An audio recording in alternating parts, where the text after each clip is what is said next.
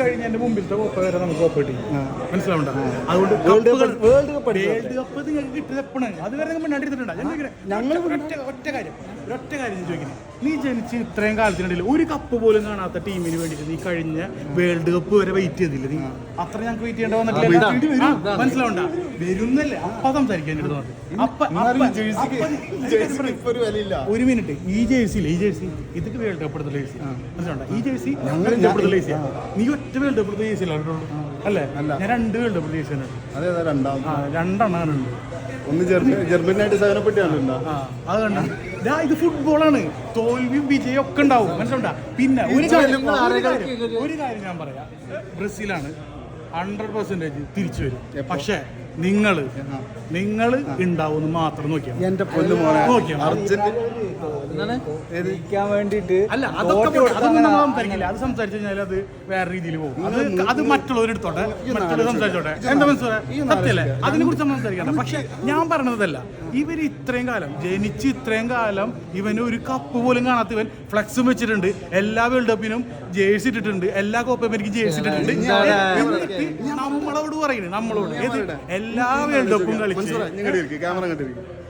Copa America, ആദ്യം ഒരു Copa America അടിക്കുന്നു, അതിനുശേഷം ഒരു ഫൈനലിസം അടിക്കുന്നു, വീണ്ടും ഒരു വേൾഡ് കപ്പ് അടിക്കുന്നു, വീണ്ടും ഒരു കോപ്പ അമേരിക്ക അടിക്കുന്നു. അതിലൊരു കോപ്പ അമേരിക്ക നിങ്ങളുടെ മാറക്കാനയിൽ പോയിട്ട് അണ്ണാക്കിൽ അടിച്ചിട്ട് തരുന്നു. പിന്നെ രണ്ടാമത്തെ അല്ല ഫൈനലിസിമ എന്ന് പറയുന്നത് ലോകത്തിൽ അല്ലെങ്കിൽ യൂറോ കപ്പിൽ ചാമ്പ്യന്മാരായിട്ട് നിന്ന ടീമിനെ ഇറ്റലിനെ 3-0 പരാജയപ്പെടുത്തിയിട്ട് ഫൈനലിസിമ. അതിനുശേഷം വേൾഡ് കപ്പിൽ എല്ലാ Finalissima Copa America confederation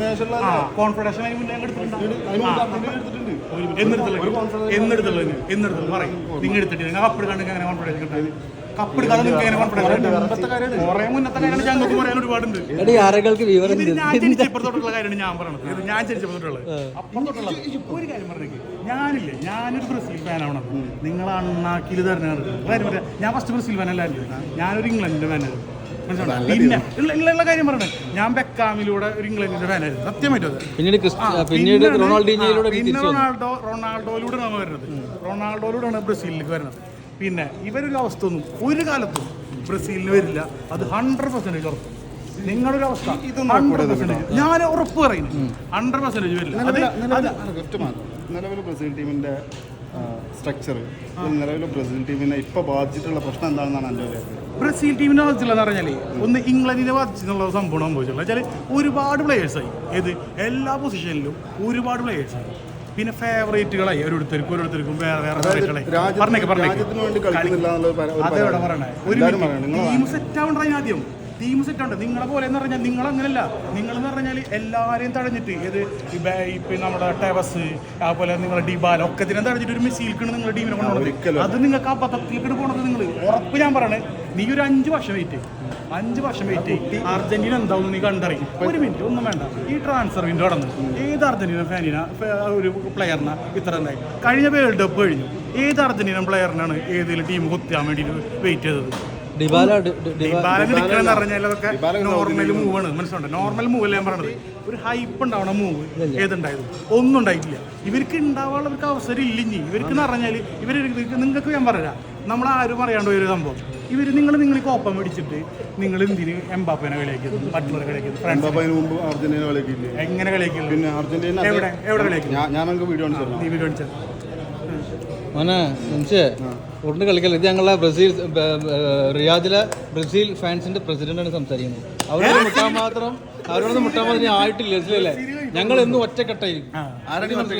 Brazil fans എനിക്ക് ഇത്ര മാത്രമേ പറയാനുള്ളൂ.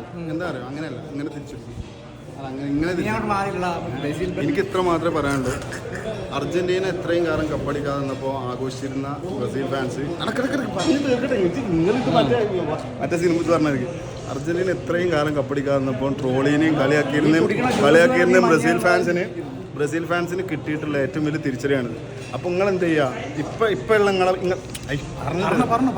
നിങ്ങളെ ഈ ഒരു പതർച്ച, അല്ലെങ്കിൽ ഇപ്പോഴുള്ള നിങ്ങളുടെ ഈ ഒരു എന്താ പറയുക, നിങ്ങളെ ഈ ഒരു പരാജയം കണ്ടിട്ട് നിങ്ങൾ തളരരുത്. നിങ്ങൾ പൂർവാധികം ശക്തിയോടുകൂടി തിരിച്ചറിയണം. അപ്പോഴേ ഞങ്ങൾക്കൊരു ആവേശം ഉണ്ടാവുള്ളൂ. ഒറ്റ മിനിറ്റ്, ഞാനൊരു കാര്യം പറയാം. ഇവനിപ്പോൾ ഈ പറഞ്ഞ പോലെ പൂർവാധികം ശക്തിയോടുകൂടി തിരിച്ചു വരും എന്ന് ഇവനക്കറിയാം. എനിക്ക് വിശ്വാസമില്ലെങ്കിൽ വേണ്ട. ഞാനൊരു കാര്യം പറഞ്ഞു, ഇവിടെ ഈ ബ്രസീൽ എന്ന് പറഞ്ഞ രാജ്യമല്ല, ബ്രസീൽ എന്ന് പറഞ്ഞ രാജ്യം ഇന്നും ട്രാൻസ്ഫറിന്റെ രണ്ട് കളിക്കാർ ഇംഗ്ലീഷ് മനസ്സിലുണ്ടോ?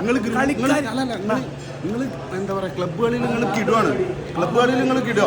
വിനീഷ്യസ് ആയിക്കോട്ടെ, അല്ലെങ്കിൽ സകല ബ്രസീലിന്റെ ഫാനുകളും ക്ലബിന് വേണ്ടിയിട്ട് മരിച്ചു കളിക്കും. പക്ഷേ രാജ്യത്തിന് വേണ്ടി വരുമ്പോൾ നിങ്ങൾ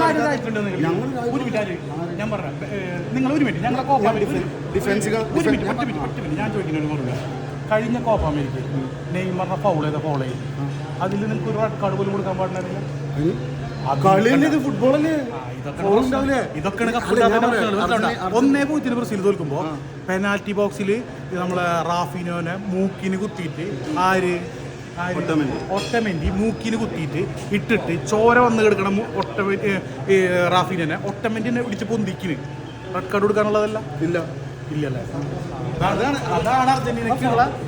അർജന്റീനയ്ക്ക് ഒരു കപ്പ് എന്നുള്ള പദ്ധതി നാട്ടുകാർ പറഞ്ഞതിന്റെ കാരണം ഇതാണ്.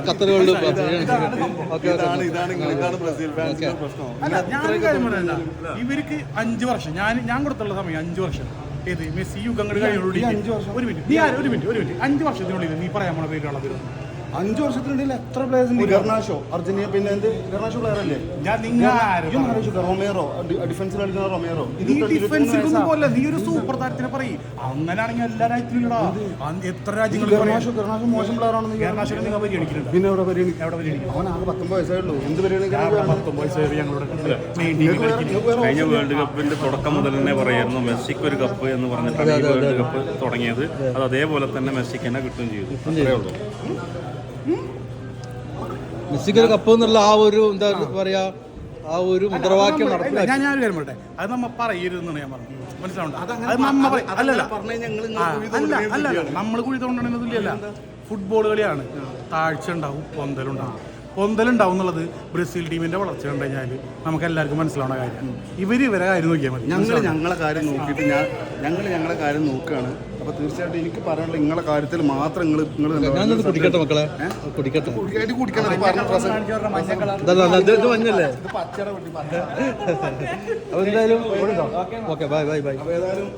ബ്രസീൽ ഫാൻസിന് എല്ലാവിധ ആശംസകളും നേരിടുന്നു.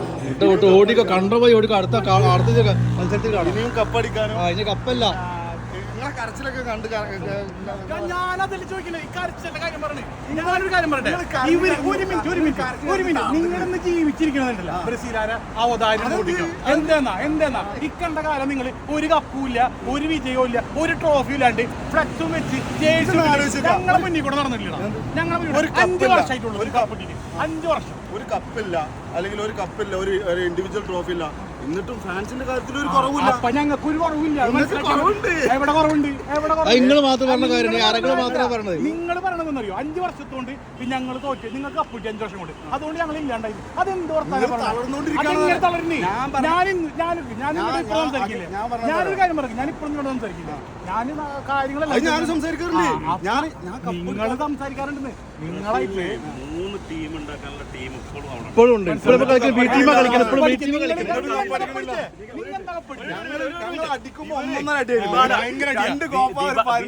ദിബാലിനൊക്കെ തിരിച്ചു വിളിക്കുക, കാരണം ആളില്ലാഞ്ഞിട്ട്. ദിബാലിനെ തിരിച്ചു വിളിക്കുക, ആളില്ലാഞ്ഞിട്ട്. എന്ത് ദിബാലിനെ തിരിച്ചു? ഞങ്ങൾ വീട്ടിൽ പോടാ. ഓക്കെ, ശരിക്കും ഓക്കെ. ബ്രസീലിന് മുട്ടങ്ങൾ ആയിട്ട് കേട്ടോ അല്ലേ?